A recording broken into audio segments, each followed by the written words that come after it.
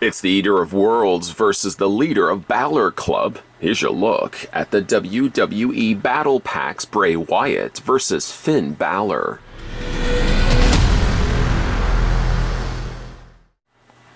Want to send out also a big thank you to viewer Bill, who was nice enough to send a whole bunch of WWE figures my way.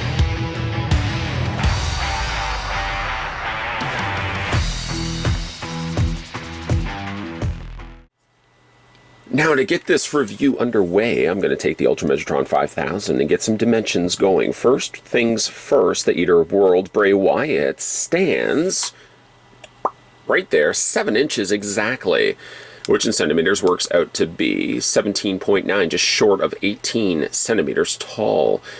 As for Finn Balor, let's go ahead and do that right now as well. Switching it back over to default mode. There is no default mode, I just got to switch it back to inches.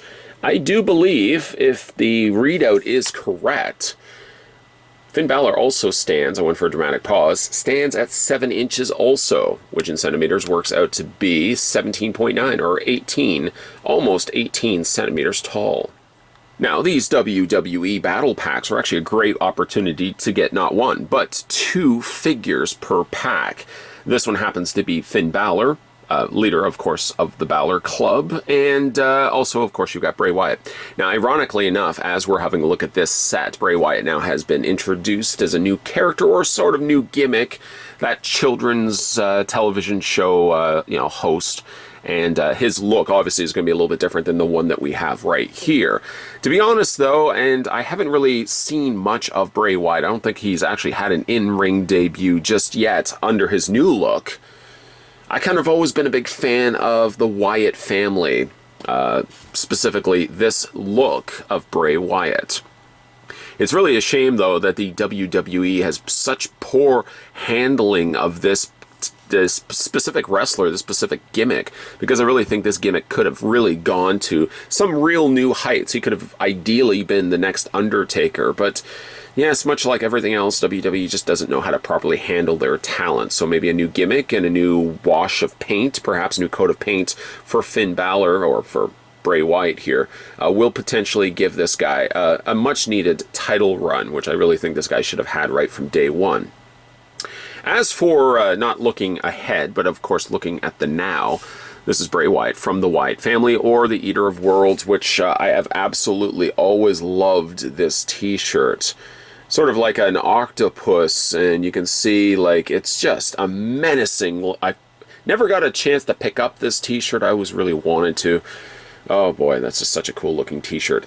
To the credit, really, of Mattel, they've done a great job of actually capturing, for the most part, all the cues that you would find on Bray Wyatt if you physically were looking right at him. Underneath all of his dreads, you can see it's got the Era of Wrath, or Era Wyatt. Oh, my eyes! The Era of Wyatt. I kind of looked like from a distance it said Wrath.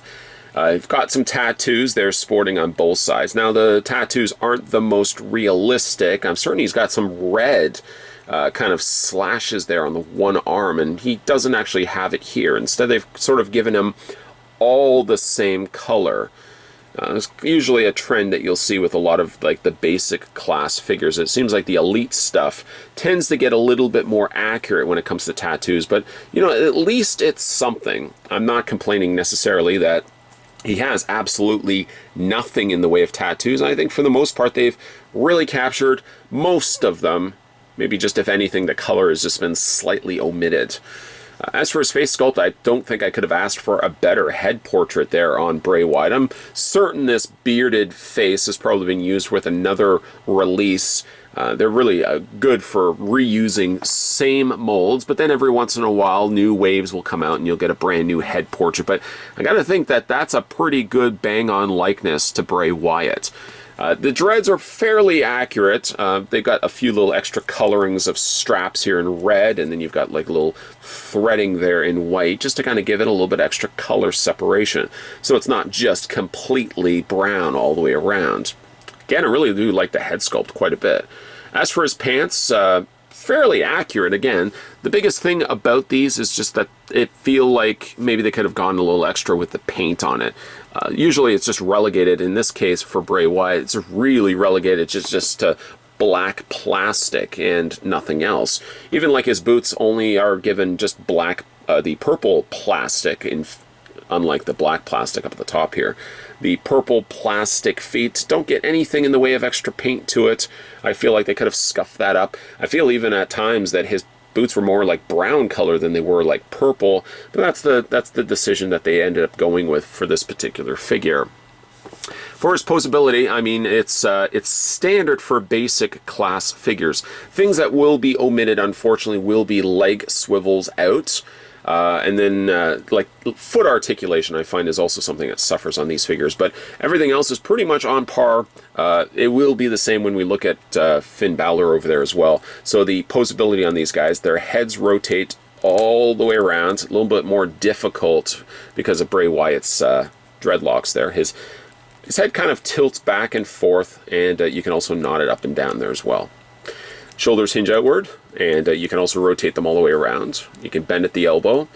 He does not have, in the sense that he doesn't have a double hinge in the elbow, but at the very least, he does swivel the forearms all the way around.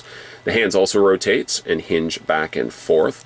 And while he doesn't unfortunately have an ab crunch, that would be something that would be more assigned for like the elite figures, he does have a waist swivel, so you can rotate the waist all the way around. Legs go forward and legs go back. There is no mid-cut in the thigh to swivel back and forth, so he only has just really a bend in the knee, and then he has mild posability in the feet. It seems actually his posability in his feet is a little bit better than what we get with Finn Balor. So really, all around, pretty happy with this figure. I'm not happy with the way he's been handled in the WWE for like the last few years. This guy really should have deserved a title, and at the very least, I would have given him... I mean, they're always thinking of coming up with designer belts. Of course, Daniel Bryan got himself the Earth-loving belt that, of course, was like 95% compostable, and it was all renewable resources and stuff like that. I really would have loved to see Bray Wyatt actually get his own world title. Maybe he could have had like snake skin instead of a leather, a leather strap. Could have gotten a little bit creative, I think, with that belt. And unfortunately, they never really gave this guy a strap, or when they did give him a strap, it was very, very short-lived. Oh... Anyways, we'll be moving on. I'm going to try to refrain from adding my 2 cents to every single thing. Like when we look at these wrestling reviews, I really don't want to really bog them down with what I feel possibly unnecessary, my own take on where they stand in the Federation or what they've badly been handled or whatnot. Try to stick to the figures and figures solely. Sticking to the figure solely here for Finn Balor, it's not bad. I don't feel like the face looks like him, in all honesty. I feel like the face is a little bit too swollen, and in all honesty, I don't feel like that is a likeness of him at all. The hair is also slightly darker in person than what we actually get here in the figure. In fact, the figure seems to actually get a little bit more red highlights to his hair rather than, stark black. And while he does have a beard in the WWE, usually I think it still is something that's intact. I really, in all honesty, again, don't feel like this looks that much like him. I'm trying to think of who that looks like. It actually kind of reminds me of Adam Cole, baby. Instead, of course, he doesn't have the long hair, and probably will be a little change to that. But I don't know. I don't think it looks too much like Finn Balor. The body is actually, ironically enough, one of the earliest bodies that they have used for their WWE basic class releases. In fact, many years ago, when I first was really covering WWE figures as they were coming out, Chris Jericho actually had this very same body mold, and I feel like even Sheamus, when I had a look at Sheamus, also had this same body mold. It's still a bit of a problematic body mold for me personally, because I find like the torso always looks like it's really squished. Maybe from not the side, but when you look at it front on, it just looks like it's really flattened. Somebody just took their shoe and just sat on it. But nonetheless, it's not a bad, like I said, it's not a terrible looking overall figure. I just don't feel like it looks like him. You got the Balor Club logo there on the side of his trunks. And then also you got Balor Club there on the other side of, well, it's quite the opposing sides, I suppose, of his trunks. Black knee pads, Balor Club there on the knee pads, and then he's also got the I don't know what you would call these, the boots that they would pull over their regular wrestling shoes. I'm sure somebody's going to tell me down below. This sort of does limit posability. I mean, he doesn't have any hinges back and forth on the feet. Instead, you can really only rotate the boots back and forth and really like all the way around. Now, Balor's posability is basically the same as a Bray Wyatt, so we'll look at that right now. His head rotates all the way around. We'll don't spend a whole lot of time talking about this. Hinge up and down. You can rotate the waist all the way around on the torso. The arms hinge out. And again, rotate those around. Bend at the elbow. Rotate the forearm all the way around. And you can also rotate the hand and hinge that back and forth. Legs go forward. That's as far back as the legs will go. He does have a bend at the knee. It's just a little harder to get to because the knee pad is kind of covering over top of that. Like, the knee pads are soft enough in plastic, but bending the knees I just find are really tricky on this particular figure. The knees are really stiff.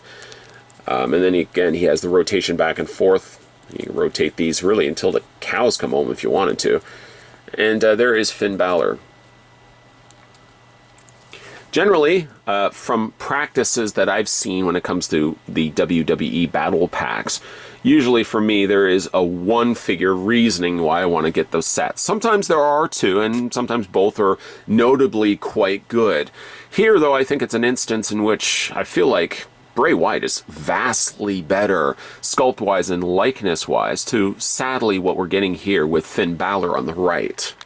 Unfortunately, because Finn Balor's head sculpt isn't quite up to par to Bray Wyatt's, unfortunately for his troubles, he's going to be getting Sister Abigail. Now, this is a decent enough looking set, but I do really think the draw for this particular release is Bray Wyatt, not so much Finn Balor. The Finn Balor figure from like the neck down isn't terrible, but really when you really do want a figure, especially a wrestling figure, you want the likeness to look good, and while Bray Wyatt's is really good, Finn Balor's unfortunately misses his mark slightly. With the 1, 2, 3 count on Finn Balor, I think the winner of this 2-pack by far is Bray Wyatt. It's just a shame, unfortunately, that in the WWE, he was just really a mismanaged character. Hopefully with the new gimmick, a new persona, and the new look, maybe Bray Wyatt may soar to sights, unfortunately, that when he was part of the Wyatt family, he just couldn't succeed at. If anything, this guy really deserves a world strap. Let's hope that's the case in his immediate future. Again, a big thank you to viewer Bill, who was nice enough to send these my way today. We were having a look at the battle pack featuring Bray Wyatt, and a really disappointing, in all honesty, Finn Balor. I don't think it really looks like Finn Balor at all. What do you guys think of these figures? Let me know down below in the comments section if you haven't done so already. Also, make sure you hit that little subscribe button down below. We're going to have some upcoming wrestling reviews coming onto this channel, so if this is your cup of tea, don't worry, there's going to be more of this stuff coming your way. Thanks for watching, guys, and I'll see you guys next time.